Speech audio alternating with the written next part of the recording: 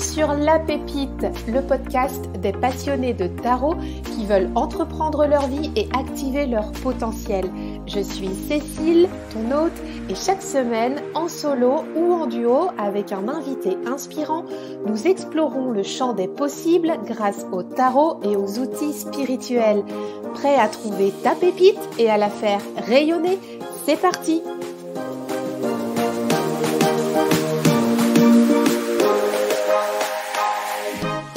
Avant de plonger dans cet épisode, je te propose une expérience inédite.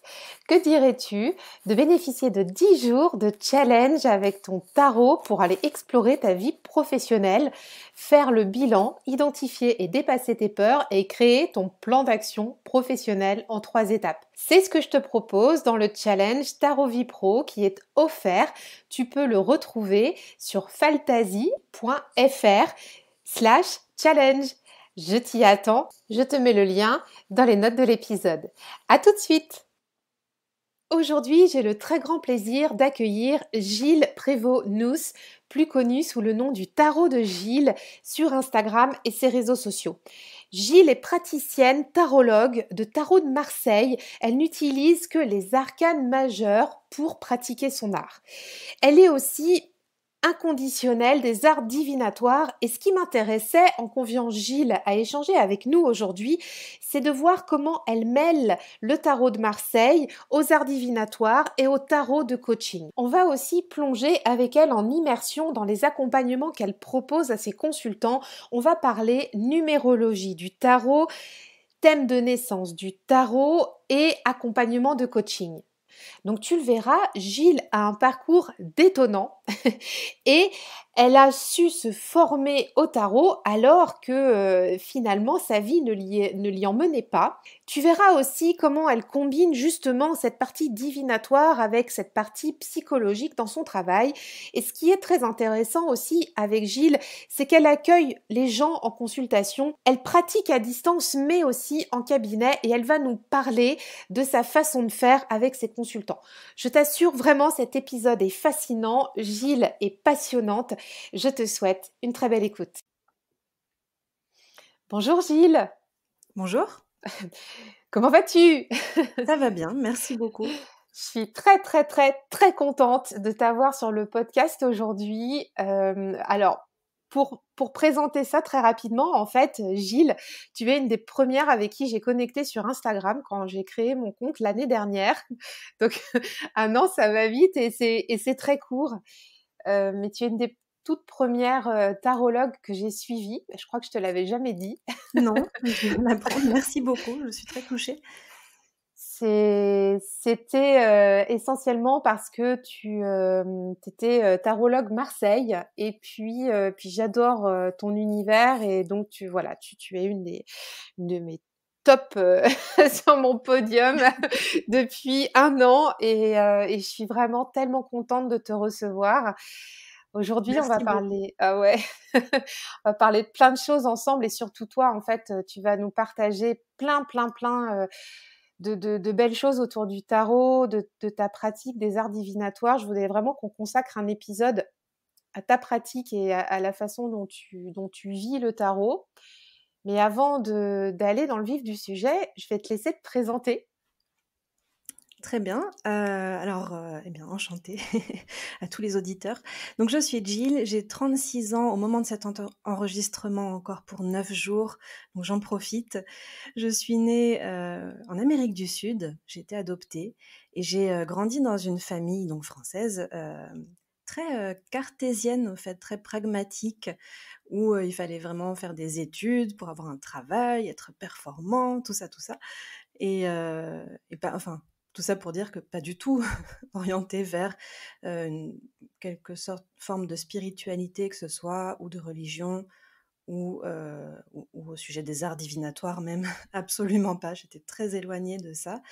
Donc comme il fallait faire des études dans ma famille, eh bien j'ai arrêté en 3e, bien évidemment, pour ne pas faire comme tout le monde. Et puis j'ai passé un CAP mécanique auto. Voilà, je suis mécanicienne à la base. Je fais une autre forme de mécanique aujourd'hui. Et voilà, j'ai enchaîné pas mal de petits boulots. J'ai parcouru un petit peu la France et l'Europe. J'ai eu une vie un peu de bohème, comme on peut appeler ça. Et puis, un jour, au fil de mes, pérégrinations, on va dire, j'ai rencontré un peu un autre univers que celui, du handicap, des handicaps, heu, sensoriels, physiques, moteurs et cetera.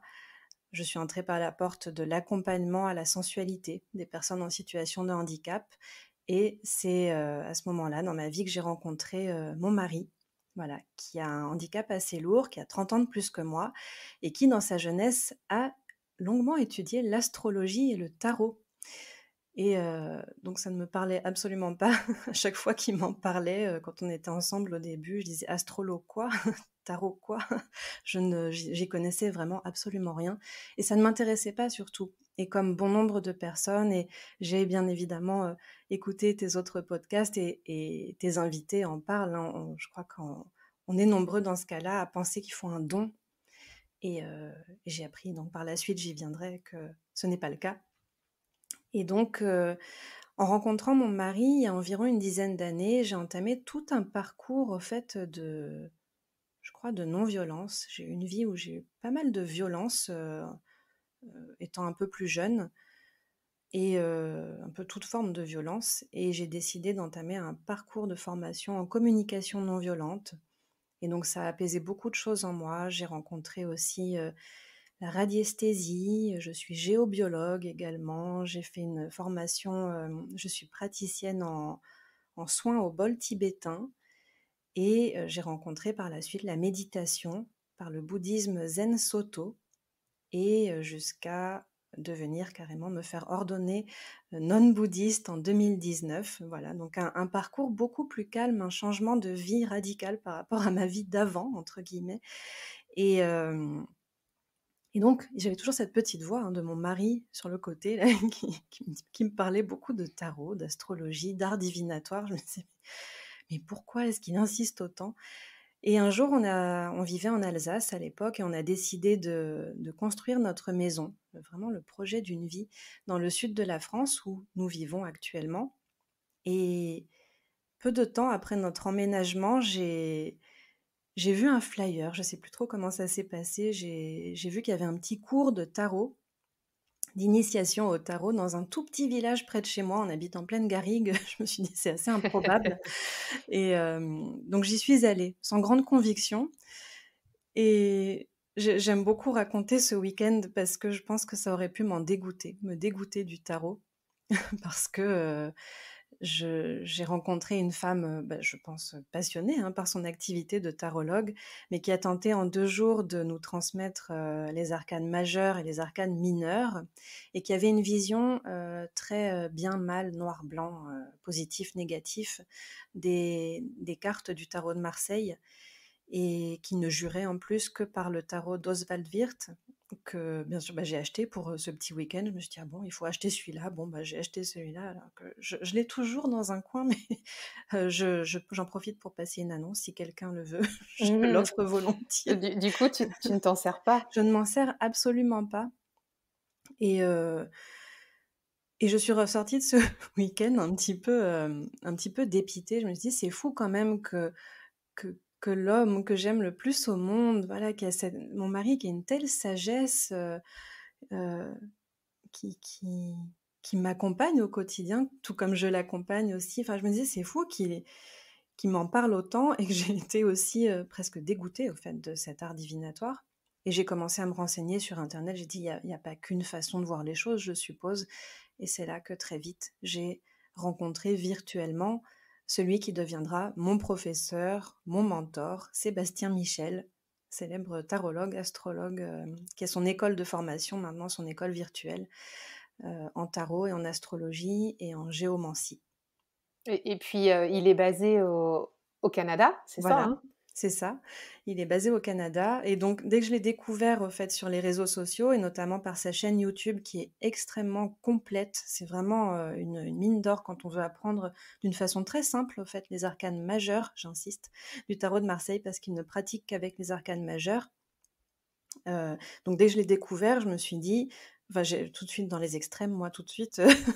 J'ai commencé à regarder le prix des billets d'avion, pour aller au Canada carrément. Je me suis dit: «Il faut que je rencontre cet homme, je veux qu'il me transmette, sa passion», parce qu'il a vraiment un art, de la transmission et de la pédagogie assez impressionnant.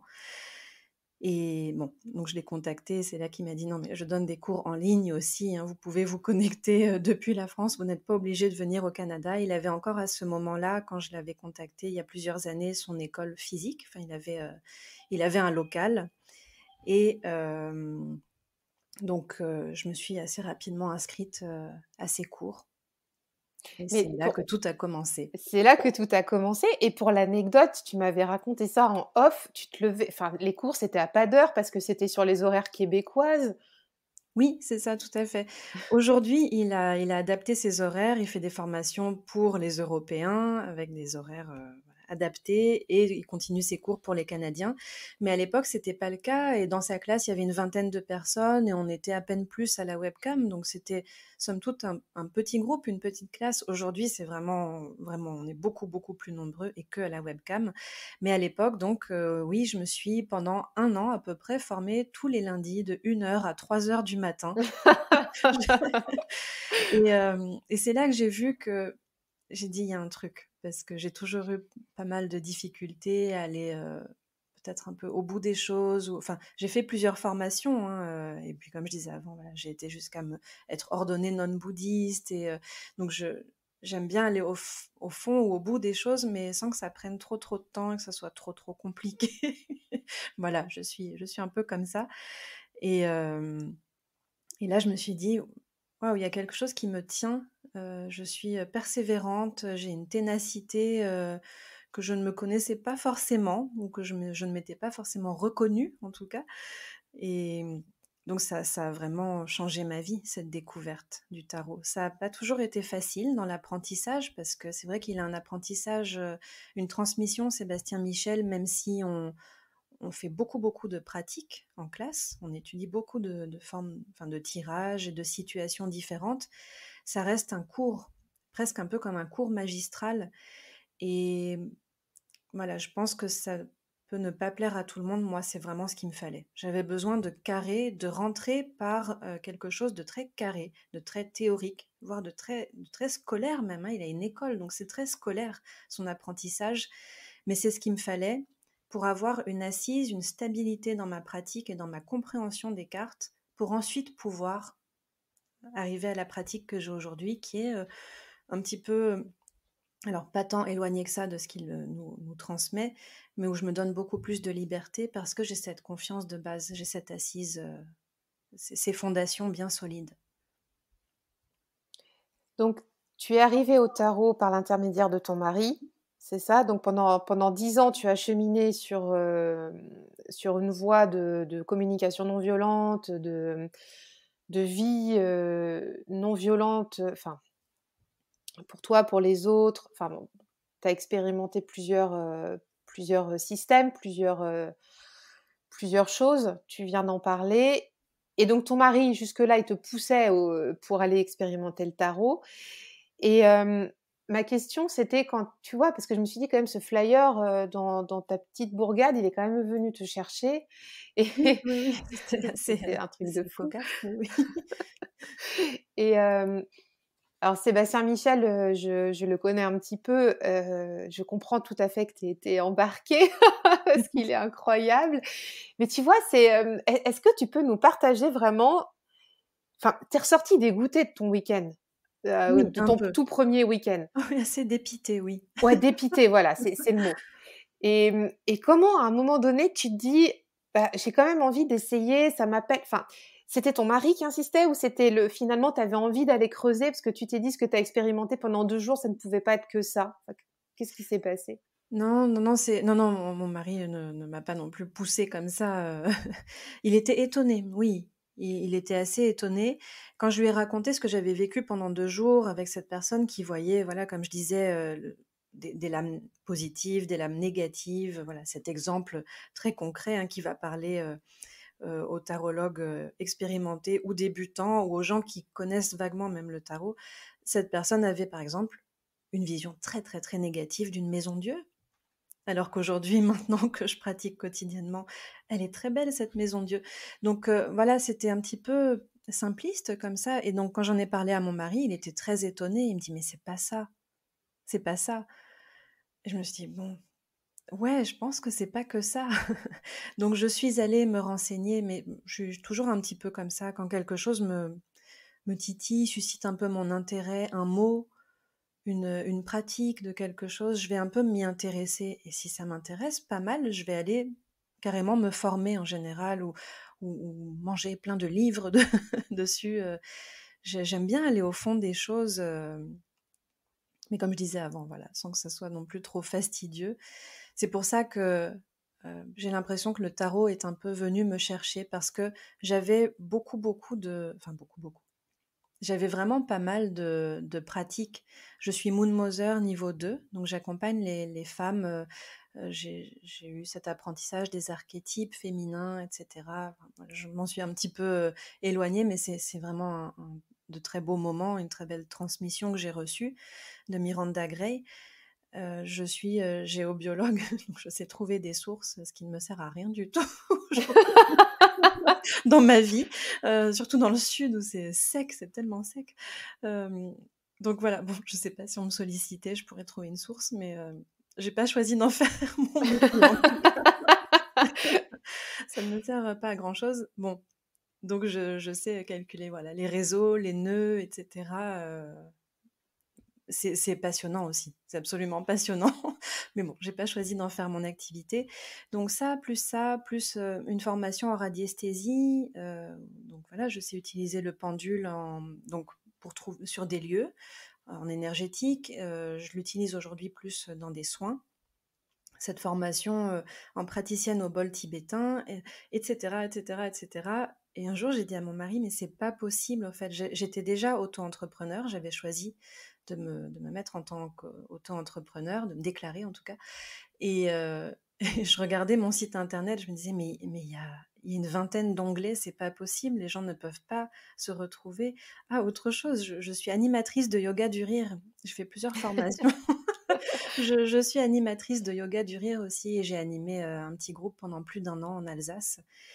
Et ben, après, voilà, j'ai déménagé. Mais je disais, c'est pas possible, les gens ne vont jamais s'y retrouver dans ce que j'ai à proposer. Et j'ai à cœur, et j'ai cet élan du cœur aussi de proposer tellement de choses, de partager tellement de choses. J'ai dit, mais il faudrait que je fasse un choix. Alors, la question du choix, chez moi, on pourrait passer un podcast de je ne sais pas combien d'heures. C'est très compliqué, le choix et les prises de décision. Et mon mari, qui parle peu, mais qui a toujours des paroles très sages, m'a dit: «Mais tout ce que tu as fait, tu l'as fait pour une raison et un moment. Et un moment, tout va comme focuser, tout va, il va y avoir une sorte de conjoncture, ou de conjonction, je ne sais pas comment dire. Et et peut-être un matin, tu vas te lever, tu vas dire: "Mais c'est ça"». Et en rencontrant le tarot, ou que le tarot soit venu me chercher, je ne sais pas trop. C'est ça, c'est vraiment ça que j'ai envie de partager. Et c'est vrai que je mets un petit peu tout dans mon tarot, je mets un petit peu de tout ce que j'ai appris ces dernières années, et puis je continue à cheminer avec, et avec d'autres apprentissages en plus. Voilà, on n'a jamais fini. Le tarot aujourd'hui te permet d'unifier toutes tes pratiques. Oui, vraiment. Ouais, ouais. Et ça fait depuis combien de temps que tu es installée maintenant? Alors j'ai commencé mes premières consultations pour des inconnus, parce que c'est pas la même chose, hein, Tout d'être à là, fait. oui, à une copine, un copain ou nos proches: «Tu veux que je te tire les cartes?» sur un coin de table comme ça quand on apprend avec nos petites notes, et puis se lancer avec des inconnus en demandant, au départ une participation libre et puis ensuite en mettant en place de vrais tarifs. C'est encore très, très différent. Mais donc j'ai commencé mi-2018. J'avais pas encore terminé ma formation de tarologue. Donc on apprend en dernier le tarot de coaching, que j'aime appeler aujourd'hui plus le tarot d'accompagnement. Mais bon, voilà, en tout cas, c'est pas du divinatoire, c'est autre chose. Mais moi, j'ai commencé, avant cet apprentissage du tarot de coaching, j'ai commencé les consultations divinatoires pour des personnes que je ne connais pas en 2018. D'accord. Alors, Je te propose qu'on aille, parler un petit peu de ta pratique tarologique à toi et après on ira, si ça te va Gilles, sur ton activité de tarologue avec les gens que tu accompagnes. Hem, mais je suis bien curieuse d'aller creuser un petit peu avec toi comment toi tu pratiques ton tarot, comment tu vis ton tarot au quotidien. Donc on en a parlé un petit peu au début. Toi, tu pratiques le tarot de Marseille avec les arcanes majeures. Oui, C'est bien uniquement. ça, uniquement les majeurs. Oui, je suis, devant des arcanes mineurs, j'aime beaucoup cette expression qui est très parlante, comme une poule devant un couteau. Non, mais je ne connais absolument rien aux arcanes mineurs, Sébastien Michel ne les transmet pas et alors je connais plusieurs de ses élèves, hein, qui ont décidé d'aller les apprendre et les côtoyer. Pas moi. Voilà, ça a jamais été un intérêt, un attrait, parce que je vois à quel point c'est complet, juste avec les 22 arcanes majeurs, que voilà. Ça viendra peut-être, hein. On m'en parle beaucoup, on me dit: «Tu devrais quand même avec les mineurs et tout», mais pour l'instant non, c'est pas du tout, dans ma pratique.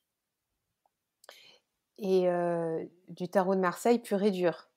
Oui, je n'ai aussi aucune attirance pour le Rider-Waite-Smith et j'ai un petit peu regardé, mais vraiment, juste survolé le tarot de Thoth, c'est ça? Mmh. Voilà, pour dire, je m'y connais vraiment pas et pour l'instant dans ma vie, en tout cas, ça j'ai aucune attirance pour ces autres tarots.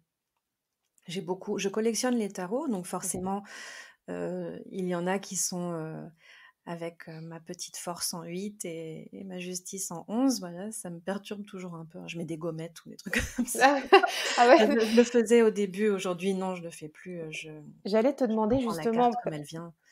voilà, c'est ça, quand tu as plusieurs systèmes, parce que tu partages souvent sur Instagram, tu aimes bien, tu sais, notamment les tirages que tu proposes chaque semaine. Alors peut-être plus actuellement, c'est peut-être Oui, un petit peu en pause? en fait, j'ai pendant une année Mmh. complète, alors ça aussi j'ai été mais tellement fière de moi de tenir. J'ai commencé un jour en faisant un petit live un dimanche, en disant: «Bah, tenez, je vous fais un petit tirage en direct, je vous fais, des conseils tarot». Parce que j'ai un petit peu de difficulté moi avec, alors pas moi-même à faire, hein, mais j'ai un peu de difficulté avec toutes ces vidéos des énergies de la semaine, mais en mode divinatoire. Je sais que ça se fait beaucoup et d'ailleurs j'en regarde beaucoup moi-même, mais je sais que j'aurais du mal, dans ma pratique à les proposer. Je trouve que je sais pas qui est derrière son écran, Mmh. comment mes mots peuvent être pris en disant: «Bah, cette semaine, vous allez vivre ceci, cela». Je trouve que c'est, un petit peu dangereux, voilà. Mais pourtant je consomme ce genre de vidéos. Donc voilà, mais j'aurais un peu de mal à faire ça pour des groupes de personnes. Je sais pas s'il y a 100 ou 1000 personnes qui m'écoutent, je trouve que c'est un peu compliqué. Hem, donc j'ai fait pendant un an, chaque dimanche, des vidéos de conseils tarot. Les personnes avaient 3 choix, voilà, le tarot numéro 1, le 2 ou le 3, et il y avait juste 3 petites cartes, et donc bah, avec des tarots différents. Avec des tarots différents, Je me suis ouais. dit: «C'est ça, en consultation, je n'utilise que mon vieux tarot de Marseille classique», voilà, et j'ai tous ces tarots qui sont là sur mon étagère, ça serait chouette de les montrer, de les partager et de partager un petit peu aussi ma pratique et de montrer combien le tarot peut nous conseiller aussi et pas seulement, nous dire ce qu'il va se passer. Donc oui, tout ça pour dire que j'ai pas mal de tarots. Je possède pas mal Tu as de combien? tarots.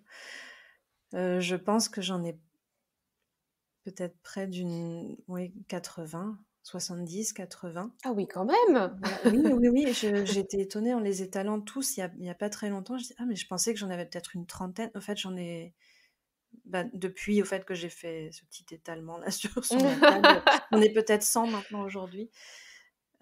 Et donc il y en a pas mal, oui, qui sont anglo-saxons, donc Mmh. où il y a la force et la justice. Alors inversé de mon point de vue de tarot de Marseille, mais donc à l'endroit, pour les gens qui sont, Rider-Waite-Smith.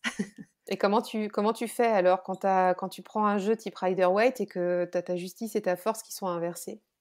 Je vais vraiment me fier à l'image, en Mmh. fait, pas forcément au numéro ou au nom. Je vais être plus sur l'image de la carte. Heu Mais comme je fais pas de consultation, en professionnel avec d'autres tarots que mon tarot de Marseille, ça va être que pour moi. Donc Ouais. je vais voir ce que j'ai bien envie de voir, hein. Oui, On le après fait tout, pour nous aussi. on le fait pour nous, hein. Voilà, oui, si je On est préfère voir libre. une justice ce jour-là, je vois plutôt la justice, ça va m'arranger.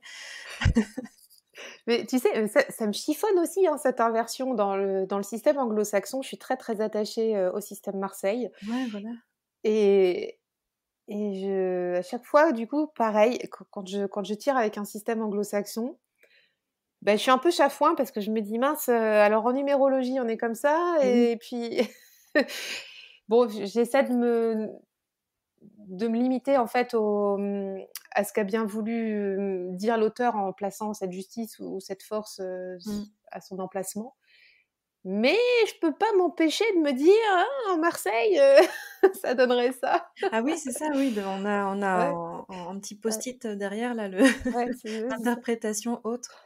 Et oui, c'est ça, et quand je pratique aussi la numérologie du tarot, et c'est vrai que, bah, je vais utiliser mon tarot de Marseille, quoi, Mmh. sinon je vais être très perturbée. Comme ce fameux fou, est-ce qu'il est en 0 ou en 22? Ça va être le Oh grand là là. débat. Dans ma pratique, comme je fais de la numérologie du tarot, il est en 22, Mmh. et pour moi, dans mon apprentissage, c'est très logique, enfin, c'est hyper cohérent, mais pas pour tout le monde. Et alors, je comprends tout à fait l'argument, qu'il puisse être, avant le battleur. Je trouve que ça a du sens aussi. Mais du coup, pas en numérologie, parce qu'il serait en 0, il servirait jamais à rien, le pauvre. Donc voilà, j'utilise en 22. Et tiens, on va rebondir là-dessus. En numérologie, est-ce que tu peux juste nous expliquer un petit peu en quelques minutes en quoi justement il est à sa place en 22 le mât? Heu, Bah, tout simplement pour les calculs, au fait, parce que Mmh. sinon, s'il était 0, il servirait à rien. Après, en 22, eh bien, dans la numérologie du tarot que je pratique, notamment, donc je propose des thèmes de naissance en numérologie du tarot, et eh bien, un fou va montrer un trait de notre personnalité. Enfin, c'est pour qu'il ait sa place, surtout.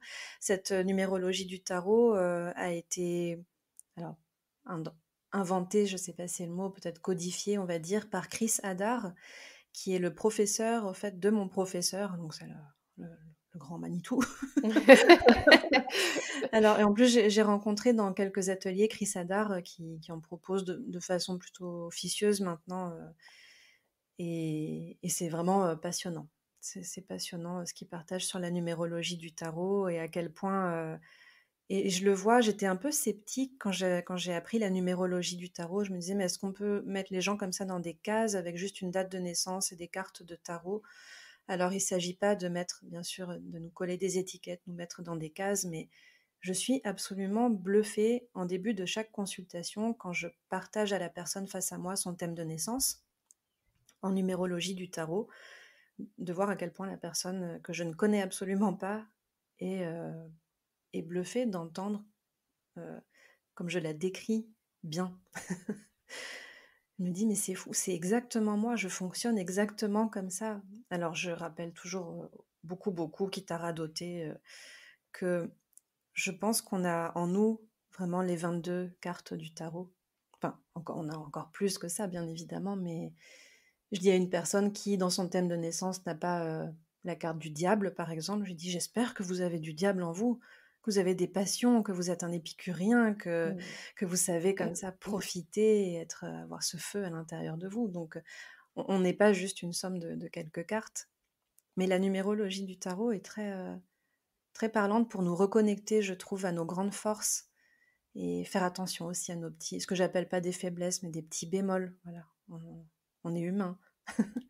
C'est précieux de se reconnecter, je trouve, à ce document, voilà, pour nous aider un peu au quotidien. Qu'est-ce qu'ils viennent te demander tes consultants justement en numérologie du tarot? Pourquoi ils viennent te demander un thème numérologique? Alors, il y a beaucoup de personnes qui n'y connaissent pas grand-chose, mais qui aiment beaucoup les petites cartes que je crée, parce qu'elles sont uniques. Je mets du temps et beaucoup d'amour, j'adore faire ça. Je crée le document, bien évidemment, et le texte qui va avec. C'est un grand texte qui fait 1 ou 2 pages, selon, voilà, les choses qu'il y a à dire. Et après, je fais ça dans une jolie carte. J'ai une version aussi en mail, hein, en PDF, plus simple. Donc, il y a pas mal de gens qui viennent vers moi parce qu'ils aiment ces jolies cartes. Ils trouvent que c'est un précieux document à conserver toute sa vie, comme ça, auquel on peut un petit peu se raccrocher quand on a des petits coups de mou. On se rappelle j'invite les gens à se rappeler avec tendresse et délicatesse qu'ils sont aussi ça, et c'est chouette de se raccrocher à ça. Et il y a pas mal de personnes qui aiment avoir un thème de naissance pour faire un cadeau, en fait. Pas pour eux, mais pour faire un cadeau. Et depuis quelque temps, enfin, on m'a demandé ça plusieurs fois, des mamans qui me demandent pour leurs enfants assez petits. Donc ça a été vraiment inédit pour moi et un exercice pas très simple.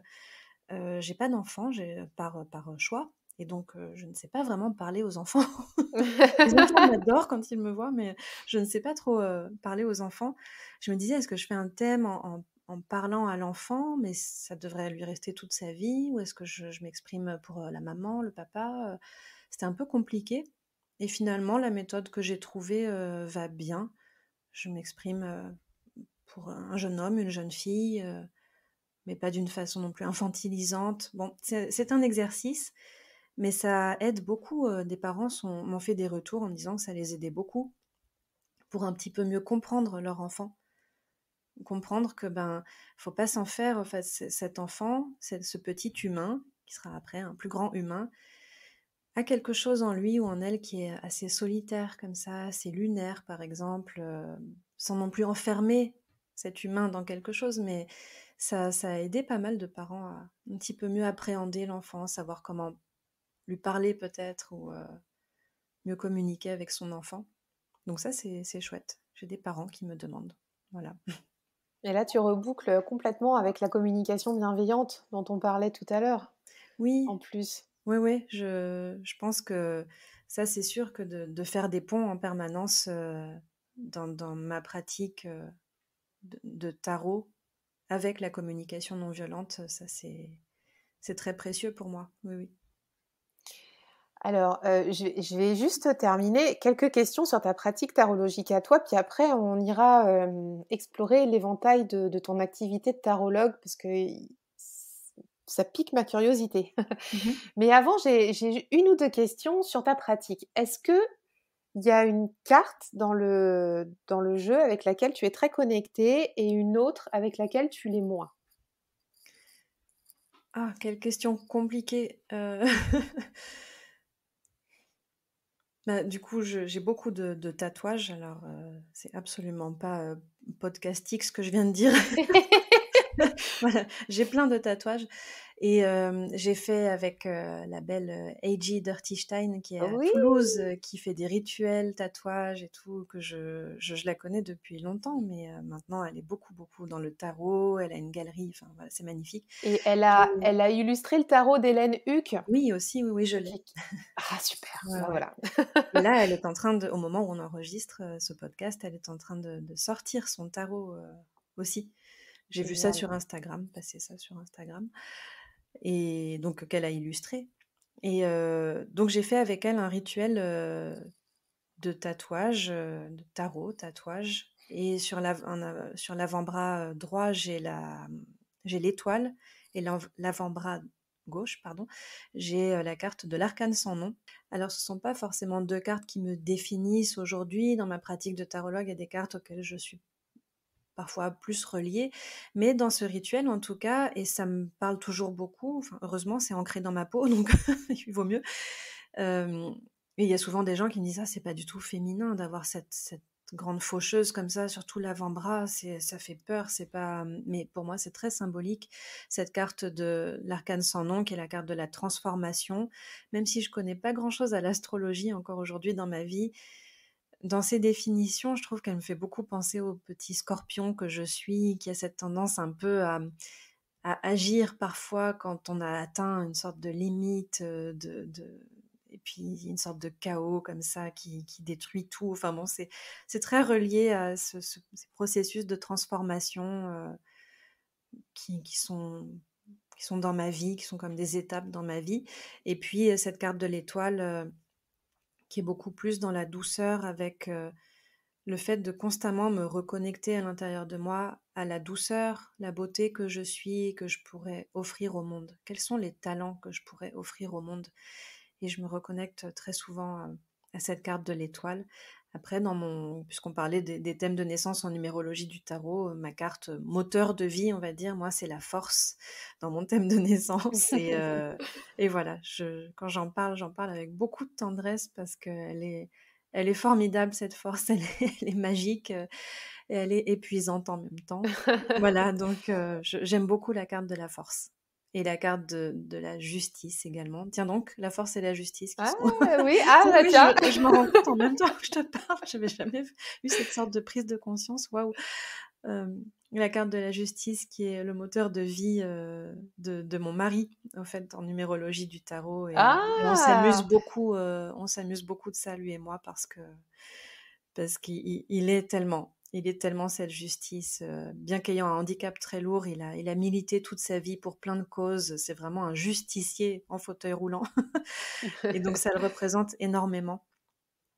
Ah, Voilà. c'est beau Mm. et encore plus beau, de ce que tu viens de dire quand on intervertit les cartes. Mais oui, Si c'est bien, mais c'est c'est génial. j'avais jamais pensé à ça. C'est rigolo.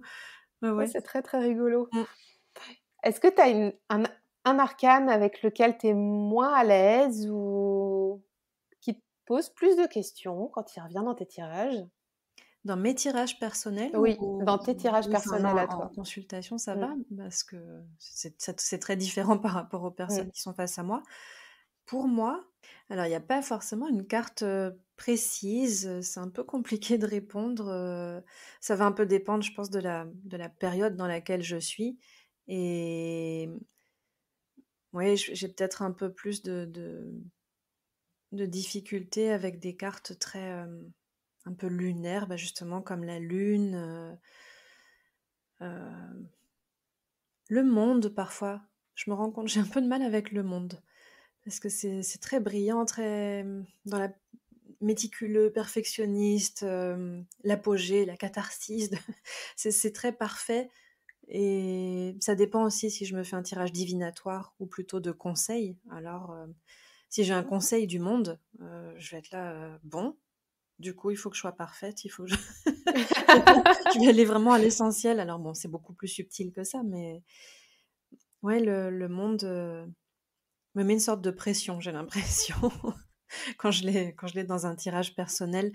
Mais sinon, globalement, non, avec les années qui passent, je suis plutôt à l'aise avec toutes les cartes parce que même si parfois je retourne une carte dans un tirage personnel et je me dis: «Oh non, oh, j'avais pas envie d'avoir cette carte aujourd'hui».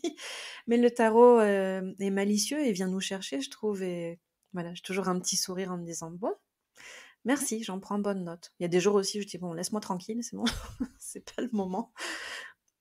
Mais non, je suis plutôt à l'aise avec, toutes les cartes. Elles ont toutes une énergie magnifique, je trouve.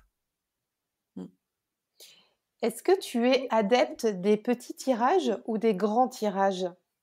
Pour moi, Oui, pour mmh, toi. alors pour moi, des petits tirages, je vais, me faire, 1 ou 2 fois dans l'année, ben, les grands tirages que je propose en consultation, les tirages annuels. Bon, je peux les faire sur une année ou sur 6 mois, ça dépend. En accompagnement, coaching, il y a pas de datation, hein, on met en place les conseils des cartes le lendemain ou 6 mois plus tard ou jamais. Ça, c'est nous, c'est notre chemin. On en prend bonne note et on passe à autre chose, hein, ça nous arrive aussi. Pour moi, au quotidien, je fais des petits tirages questions-réponses, mais alors je me fais pas des tirages inédits ou que j'ai trouvés sur internet ou dans des livres. Je me fais vraiment les tirages que je propose en consultation. Voilà, je suis très, je vais à l'essentiel, simple, rapide, efficace et je me fais pas mal de petits tirages, questions-réponses, pour voir l'évolution, d'une situation et j'aime beaucoup c'est ce que j'aime beaucoup dans le divinatoire, au fait, bien que je le pratique un petit peu moins, c'est pas le fait de me dire: «Ah, il va se passer ça ou il va arriver ça», mais plutôt de me dire: «Ah, ça pourrait peut-être aller vers ça». C'est comme si j'avais un coup d'avance. Je me dis: «J'ai comme un coup d'avance sur ce qui va se passer», comme dans ma pratique méditative ou contemplative. C'est revenir au centre, revenir à l'intérieur de moi, dans quelque chose de très posé Et après, dans mon quotidien, ça m'aide énormément à avoir aussi comme un coup d'avance sur une émotion qui est en train de monter, pas qu'elle m'envahisse dans les émotions pas très agréables, j'entends. Et dans le divinatoire, ça me fait un peu cette sensation-là aussi. Je me dis, ah, ok, si je continue à fonctionner comme ça va aller vraiment vers ça, visiblement. Donc, après, je pose des cartes de conseils pour voir comment tenter de ne pas aller vers ça. Mais donc, je suis plus adepte, oui, des petits tirages dans mon quotidien, mais pas tous les jours, quoi. C'est quand Pas j'en ai tous les besoin. jours. Mmh. En revanche, chaque jour, je tire une carte d'un oracle. Alors, je suis très, très, très attachée à l'oracle Drao de Christelle Meuset, qui m'accompagne vraiment au quotidien. J'aime énormément ses dessins, mais parfois, voilà, j'arrive près d'une boîte sur mon étagère, je dis, bah tiens, voilà, j'ai envie de tirer une carte et je me demande un petit peu qu'est-ce que je pourrais cultiver aujourd'hui. C'est toujours très parlant. Je me dis, ah, c'est vrai que ça fait un moment que j'ai pas, j'ai pas été trop connectée à cette énergie-là. Voilà, j'aime bien ça. Et puis, parfois, toute la journée, je suis très connectée à ma petite carte du matin. Et puis, d'autres jours, je dis, ok, bon, 5 minutes après, j'ai oublié. C'est bon, voilà, la vie fait que c'est bien rempli. Et puis, voilà. Mais tous les jours, en tout cas, je mets un point d'honneur à rester connectée à une petite carte oracle ou un petit tirage, si on me le demande ou pour moi. Ouais. Bah, ça fait une transition parfaite avec ton activité de tarologue, avec les personnes qui viennent te voir en consultation, puisqu'on vient de parler des tirages et de ta pratique au quotidien. Je trouve ça super intéressant toujours d'avoir un éclairage sur la pratique de la personne que j'accueille.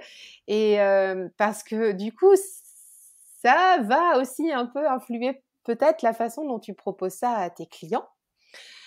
Et dans ton activité de tarologue, il y a du divinatoire, il y a du coaching, il y a des consultations en présentiel, des consultations en ligne. Alors, Mhm, comment tu c'est ça. articules tout ça? Ben oui, je propose, j'ai une salle pour accueillir des personnes. Donc, il y a pas mal de personnes de la vallée de l'Hérault, essentiellement. On vient pas non plus me voir de l'autre bout de la France, quand même. J'en suis pas là. Donc, ils viennent me voir ici en présentiel pour tirer les cartes. Des gens d'ailleurs, qui aiment tirer les cartes eux-mêmes, voilà, toucher aux cartes. C'est important pour elles, qui pourraient faire des consultations à distance, mais qui préfèrent vraiment tirer les cartes. Donc, je fais pas partie des gens qui veulent pas qu'on touche leurs cartes. Moi, c'est complètement OK. Je demandais juste de mettre du gel hydroalcoolique en temps de Covid intense, on va dire. Tout à fait. Donc je reçois en présentiel pour des consultations divinatoires et de coaching, accompagnement. Mais au fait, c'est vrai que l'essentiel de mes consultations se fait à la webcam. Et comme Sébastien Michel, mon professeur canadien, donc a déjà parlé de moi plusieurs fois sur ses réseaux sociaux, j'ai pas mal de consultations en fait avec des personnes au Canada. Donc il faut juste s'arranger pour le décalage horaire. Mais je fais énormément de consultations à la webcam et donc on me demande toutes sortes de tirages, pas mal de tirages annuels quand même, des grands tirages de coaching ou divinatoires. Et Est-ce je que tu... propose aussi, Vas-y, oui, pardon. pardon, je propose aussi des petits tirages sans rendez-vous et sans rencontre aussi. Ce que j'appelle des petites formules express où la personne me pose sa question, m'expose son questionnement, sa problématique par message, par mail, et je lui envoie un fichier vidéo de 15 à 20 minutes dans laquelle je lui détaille tout son tirage. Voilà, c'est une formule, on va dire, un peu plus à prix doux, parce que j'avais à cœur aussi de pouvoir répondre à certaines questions sans que ça soit non plus trop onéreux. C'est compliqué, voilà, de vouloir répondre à tout le monde, mais en restant aussi dans une pratique qui fasse sens pour moi. Donc ça se construit avec le temps et là j'ai trouvé un bon rythme de croisière dans ce que je propose. Est-ce que tu saurais dire s'il y a plus de clients en divinatoire ou plus de clients en psychologique? Ou coaching plutôt, pardon. Il y a plus de clients, c'est une bonne question. J'ai plus de clients en coaching quand même. en accompagnement, avec ce grand tirage annuel qui montre un petit peu quelle pourrait être la meilleure version au fait de toi, tu vois. C'est un petit peu ça qu'on voit dans ce tirage, dans toutes les thématiques de la vie de la personne. Quel genre de créativité idéale elle pourrait avoir, quel genre de partenaires idéaux elle pourrait avoir, qu'est-ce qu'elle pourrait mettre en place. Après, je suis pas vraiment dans ma façon de parler à la personne, face aux cartes aussi, je suis pas vraiment dans du coaching, voilà, comme on pourrait être en train de coacher un sportif, je suis plus dans l'accompagnement de ce qui est. Alors, c'est arrivé une ou 2 fois, des personnes qui voulaient vraiment, des choses clés en main, donc qui étaient peut-être un peu déçues. Mais je suis beaucoup plus dans une approche d'accompagnement, ouais, de ce qui est là, sans forcément chercher à faire sortir la personne d'un état général pour aller absolument vers la réussite et l'accomplissement. J'ai cette façon d'être, enfin déjà moi-même je pense, tenter de l'incarner au quotidien autant que possible. J'ai vraiment cette conviction que quand on est, vraiment dans l'accueil de ce qui est là, maintenant, il s'agit pas de plonger au cœur de chaque émotion, d'aller faire une psychanalyse de chaque instant, mais quand on est vraiment dans un lâcher prise et une tranquillité au fait, une stabilité avec ce qui est là et vraiment dans ce mot d'accueil, j'insiste, je trouve qu'il y a beaucoup de choses qui s'ouvrent pour finalement aller explorer les conseils des cartes. Mais je trouve que ça passe d'abord par vraiment le fait de pouvoir déposer sa parole dans un endroit plutôt chaleureux, bienveillant. Cette notion d'accueil est très importante pour moi.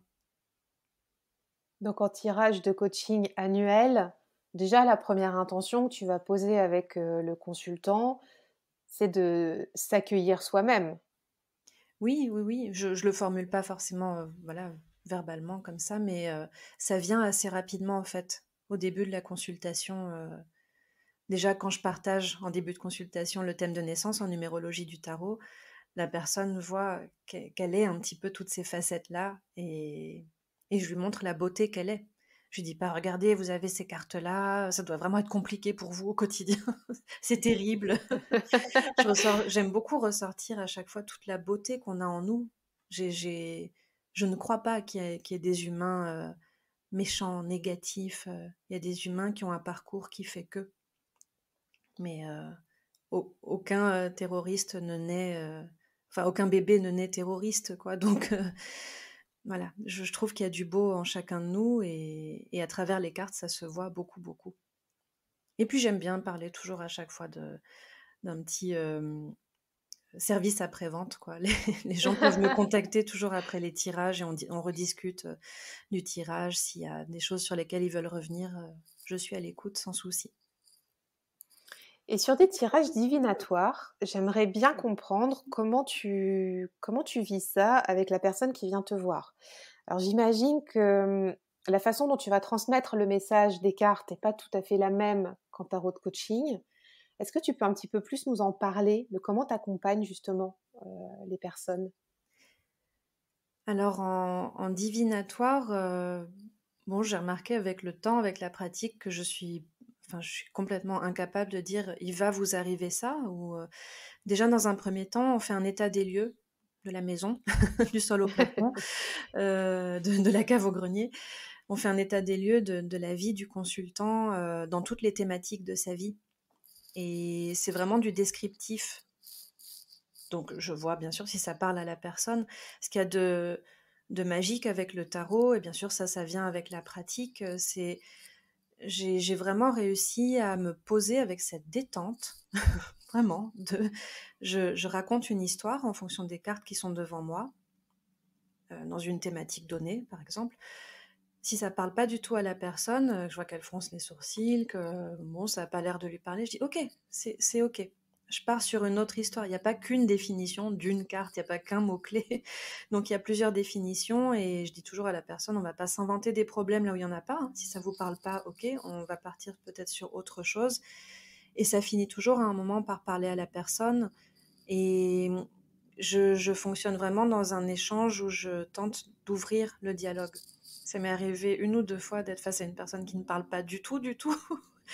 C'est un exercice. Voilà, j'ai vécu, j'ai survécu à ça. C'est compliqué, mais je pense que dans tout accompagnement, il y a des gens qui ont un désir d'être accompagnés ou qui viennent un peu par curiosité et qui ont un peu du mal à s'ouvrir. Peut-être que ces personnes n'étaient pas trop en phase aussi avec ma façon d'être ou ce que je proposais. C'est complètement OK. On peut pas plaire à tout le monde.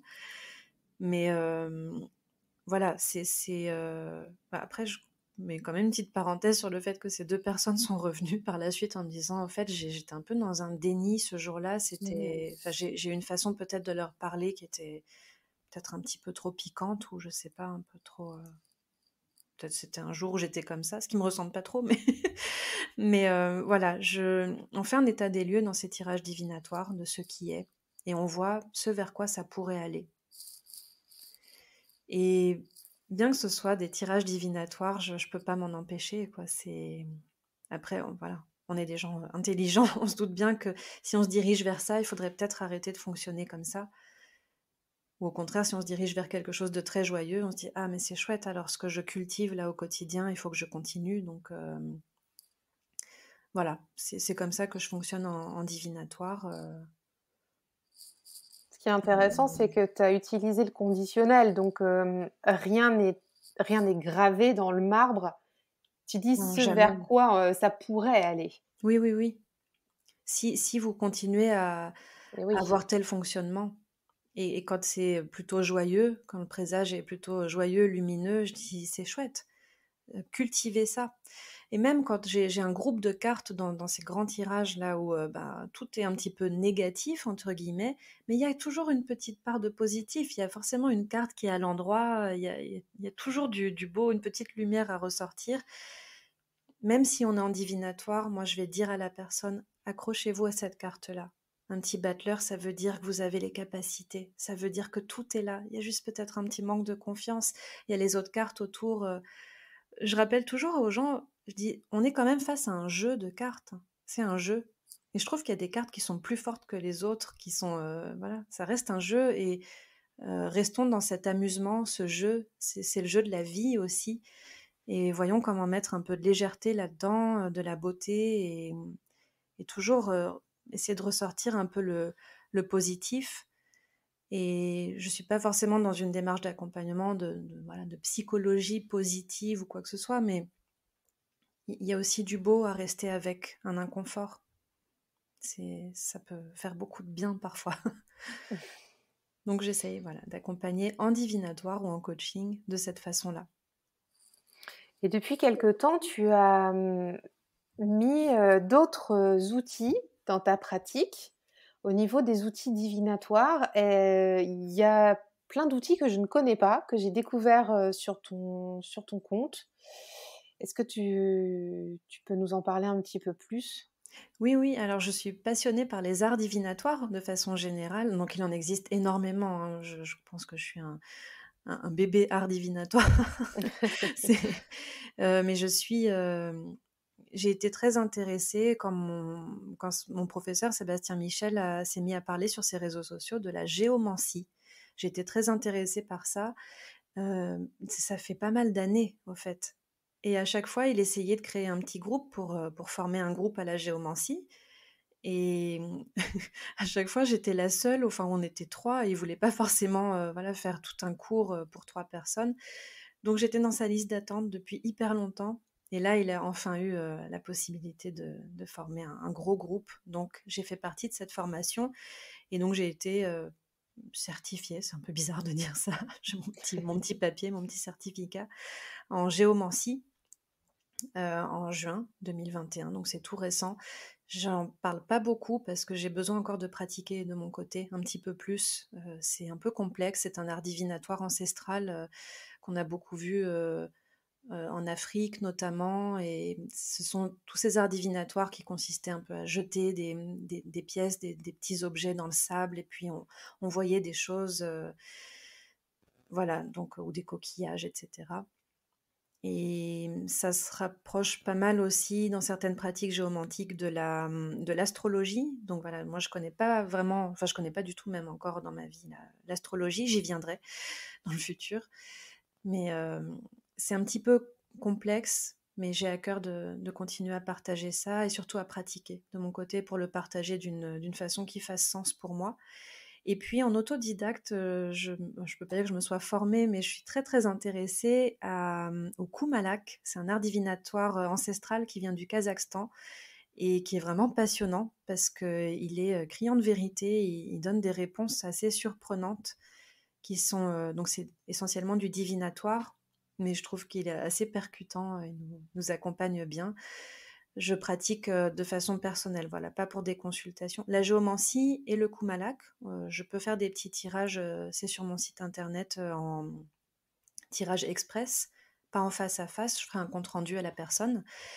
Et pour ma pratique personnelle, j'utilise aussi le pendule, je communique un peu avec l'invisible, ça veut un peu tout dire et rien dire, mais voilà, j'ai des pratiques un petit peu plus occultes comme ça. Voilà, avec le pendule et les runes aussi. Mais les runes, c'est dans certains moments. Je les trouve très, très masculines, un petit peu. Ils ont des messages un petit peu trop rudes pour moi, en tout cas. Et donc, j'aime bien les runes, mais à certains moments. Et les oracles également.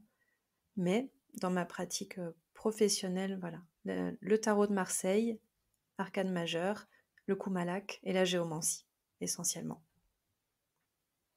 Est-ce qu'on peut juste repréciser à quoi ressemble le Kumalak? Parce que la géomancie, on a un peu expliqué. Kumalak, du coup, ça se présente Le comment Kumalak, alors? au fait, on a une petite grille de 9 cases et on a alors soit des grains de café, moi j'ai des haricots, des haricots rouges, voilà.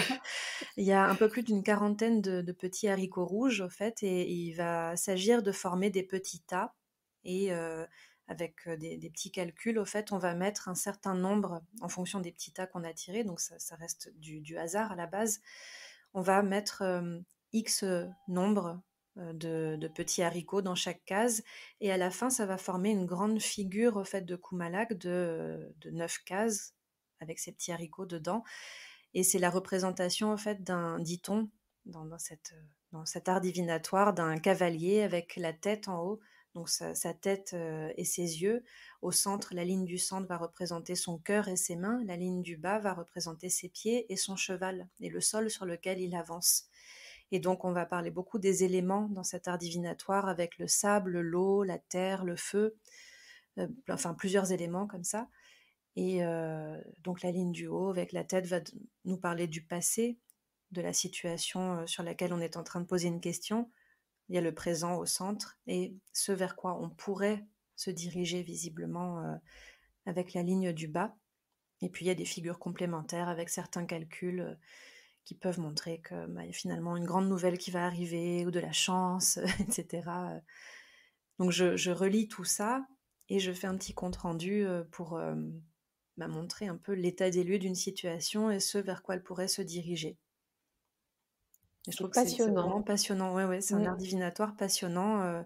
Je m'attendais pas à ce que je m'y intéresse autant parce qu'il faut apprendre quand même un petit peu. Tout comme les dés divinatoires aussi, je trouve ça passionnant. Donc je me documente, je m'informe beaucoup dessus et je les pratique pour moi aussi beaucoup. Est-ce que tu as des projets à venir, des actus là pour le tarot de Gilles? Alors oui, j'ai pas mal de projets. Ça fait tellement de temps en fait que je parle de la mise en place d'un atelier. Je me suis dit: «Est-ce que j'en parle aujourd'hui?» Il y a des gens qui vont m'écouter, qui vont être Ah, là: ça «Mais y attends, est, tu viens ça d'en y est, parler. voilà, c'est trop tard maintenant, j'ai franchi un point de non-retour». Non, mais j'ai eu un quotidien, assez, complexe, quoi, durant l'année écoulée donc bon, la mise en place d'un petit atelier, si petit soit-il, c'est quand même du travail. J'ai à cœur de partager, oui, un petit atelier d'initiation aux arcanes majeures du tarot de Marseille et que les personnes, qui sont complètement débutantes, au fait, puissent repartir en fin de journée ou de week-end. Je vais voir comment articuler ça, en sachant faire, des petits tirages simples pour elles, un ou 2, voilà, dans leur quotidien. Je trouve que ça serait, sympathique. Sinon, en ce moment, maintenant que voilà, le covid commence un petit peu à s'éloigner, j'espère, je remets en place mes groupes de méditation parce que je propose des groupes de méditation, ici chez moi, donc dans la vallée de l'Hérault, donc méditation, relaxation et voyage sonore essentiellement, au son et au chant des bols tibétains. Je suis actuellement en train de faire une formation pour devenir, facilitatrice en cérémonie du cacao. Voilà, je rencontre l'esprit et l'âme du cacao, donc c'est un joli voyage, un peu chamanique. Voilà, Et j'aimerais d'ailleurs, proposer ça. tu partages là, régulièrement en story et en post, justement ce voyage que tu fais. Mmh. Oui, oui, parce que C'est chouette. oui, oui, c'est très, très prenant, je le fais avant tout pour moi, pour l'instant et quand je serai vraiment à l'aise avec ça et que j'aurai bien décortiqué, tout ce qui se trame au fond de moi. Parce que c'est vraiment un voyage intérieur que je fais avec, cette rencontre du cacao cérémonial. J'aurais à cœur de le partager. C'est vraiment une méditation, et un moment de partage, de l'ouverture du cœur et c'est vraiment très, très beau donc je trouve que c'est chouette si ça peut se partager et j'ai créé récemment aussi, un petit blog, voilà, très modestement et humblement. J'aime beaucoup écrire, mais écrire, pour d'autres personnes, pour que ce soit lu. C'est pas comme un journal intime, donc je l'ai appelé mon petit blog, le journal, d'une tarologue multifacette parce que donc vous l'avez entendu, je ne suis pas que tarologue, je fais pas mal de choses et j'ai vraiment à cœur de mettre beaucoup de choses dans mon tarot. Voilà, c'est le centre de ma vie, mais j'aime beaucoup mettre plein de choses dedans et je reprends aussi, en ce moment mes consultations en individuel de soins au bol tibétain et on m'a demandé ces derniers temps de me déplacer. Donc voilà, c'est lourd, c'est un gros attirail, mais je me déplace avec mes bols tibétains et mon tarot, si pourquoi pas, dans la vallée de l'Hérault pour aller, proposer des soins au bol tibétain et voilà et toujours apprendre encore et encore et pouvoir partager ma passion pour les arts divinatoires. Il y a des beaux projets à venir, hein. Ça, Mmh. c'est Oui, oui. super chouette. Maintenant, il faut passer à l'action. C'est encore autre chose. Ah, c'est chouette, vraiment. Et est-ce que, pour finir cet épisode, est-ce que tu as des livres à conseiller à ceux qui nous écoutent? Sur le tarot ou d'ailleurs sur d'autres thématiques, qui te tiennent à cœur? Oui, tout à fait. Alors, bon quand même dans les coulisses, je savais que tu allais me demander si j'avais des livres à partager. J'avoue tout, je le confesse, j'ai dû faire des choix parce que j'ai énormément de livres autour de moi. Alors en ce qui concerne le tarot, bon, ben voilà, je vais forcément c'est pas une grande découverte, c'est pas un scoop, mais je vais partager les livres de mon professeur Sébastien Michel pour, débuter vraiment le tarot par la pratique et le théâtre du tarot. C'est, voilà, donc je précise encore sur les arcanes majeures. Il parle pas des arcanes mineures. Mais c'est pour apprendre le tarot, c'est vraiment ce qu'il y a de mieux et puis, j'ai plusieurs livres un peu, sur ma table de chevet au niveau du tarot, hein, j'en ai d'autres. Le tarot créatif de Nathalie Hanau, qui est vraiment super, beau je trouve pour plonger dans chaque carte du tarot, donc là aussi les arcanes majeures et j'aime énormément un livre qui m'accompagne beaucoup, dans ma pratique de tarologue, Tarot et psychologie des profondeurs de Simone Bernot. Je le Ah, je l'ai trouve, aussi, il est vraiment bien. très profond justement, ouais. Ouais, ouais, il est très beau et alors, il y a une femme de mon village qui est venue sonner à ma porte il y a 1 an, qui m'a dit: «J'ai un tarot chez moi, je vais le jeter. Est-ce que vous le voulez?» Je dis: «Mon Dieu, sacrilège!» Donc j'ai dit: «Oui, je le prends». Donc elle m'a donné, elle m'a dit: «Mais je sais pas du tout quoi en faire», donc elle m'a donné un tarot, elle m'a dit: «Puis j'ai un livre là, c'est tellement complexe, je voulais apprendre le tarot un peu avec ça, mais je vous le donne, je vous l'offre aussi». Donc j'ai plongé dans le livre après, j'ai dit: «Oui, effectivement, apprendre avec ça, c'est pas l'idée du siècle». Il est assez complexe, mais il est vraiment magnifique. C'est le tarot, de la vie de Madge Julien, Madge, Julien.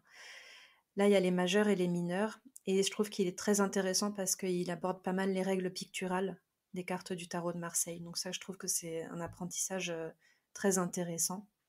Maintenant, dans une autre thématique aussi, je fais un peu de pub pour mon mari qui est écrivain. Son dernier livre, en fait, qui s'appelle «Je ne suis pas une apparence», c'est vraiment je trouve, et je parle vraiment en toute objectivité, hein, c'est parce que c'est mon mari, mais c'est vraiment une ode, je trouve, à la tolérance, au fait, à la résilience, à l'humanisme, et il nous montre dans ce livre à quel point il est précieux de vivre dans l'instant présent, voilà, et de ne pas se fier aux apparences, justement, des gens qu'on rencontre, des humains qu'on rencontre. Euh, j'ai un livre qui m'accompagne depuis des années. Je le relis encore et encore. C'est La solitude initiatique de Alain Delourme, qui est vraiment, pour moi, c'est vraiment un véritable traité au fait d'une aventure intérieure choisie, d'un chemin de solitude, voilà, qui est très parlant pour moi. Je vis vraiment dans ce chemin un peu d'ermite, de solitude, voilà. Et un petit livre aussi qui est un conte sur le tarot, un conte initiatique sur le tarot de Maeva Mahir, qui s'appelle Ma fille vient des étoiles. Voilà, et donc c'est un petit conte initiatique, et elle parle de chaque carte du tarot. Dedans, c'est une petite fille qui va voyager à travers les cartes du tarot, donc c'est très, très joli. Et en développement personnel plutôt, ben là je vais plus parler de communication non violente avec le livre de Marshall Rosenberg, Les mots sont des fenêtres ou bien ce sont des murs. Voilà, c'est un livre d'initiation à la CNV. J'aime énormément Thomas Dansbourg aussi, et son livre Cessez d'être gentil, soyez vrai. Il a une conférence aussi sur YouTube, si on ne veut pas lire, il y a sa conférence aussi, Cessez d'être gentil, soyez vrai. Et j'aime énormément aussi Issa Padovani, qui a écrit un livre qui s'appelle Au cœur du vivant. Ce sont des petits textes, au fait, qu'elle a appelés des graines de conscience. Il y a 140 petits textes comme ça. Je trouve que c'est précieux de faire infuser ça dans son quotidien. Voilà. C'est Beaucoup très de riche, hein. lecture. Là, il y a de quoi faire. Merci Oui, beaucoup, Gilles. C'est une belle bibliothèque là que tu nous proposes. avec joie. On arrive à la fin de cet épisode.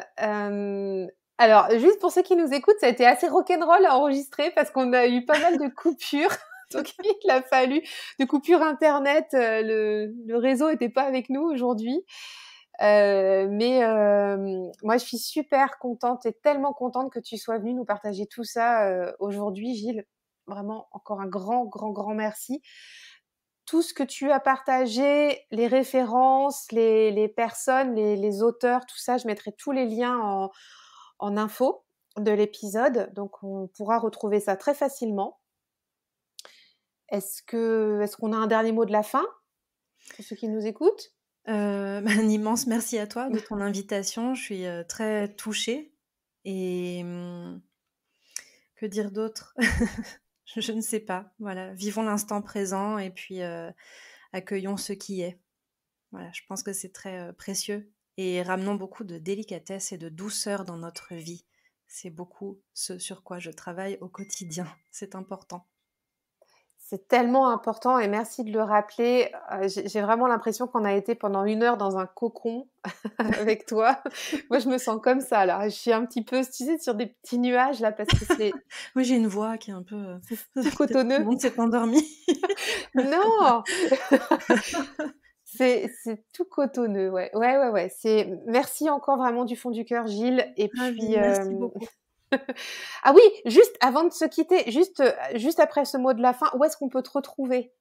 Ah oui, alors je sais plus à qui tu as demandé ça dans un podcast qui a répondu: «Bah, chez moi». J'ai beaucoup rigolé. Je me suis dit: «Est-ce que je réponds ça?» Donc oui, je suis très, très casanière, donc chez moi, mais parce que je reçois aussi, je vous reçois. Donc dans la vallée de l'Hérault, je vous reçois en présentiel, donc pour des consultations de tarot divinatoire et de coaching, mais également sur mon site internet www.regardenSoi, regardsensoie.com. Voilà, et sur Facebook, le tarot de Jill, sur Instagram, le tarot de Jill, et sur YouTube, le tarot de Jill. Voilà, ce n'est pas très original. Sur mes réseaux sociaux, voilà, vous pouvez me retrouver. Je suis plus active sur Instagram. C'est bien noté. Donc, on se donne rendez-vous là-bas très, très, très vite, juste après cet épisode d'ailleurs. J'espère que Voilà, bienvenue.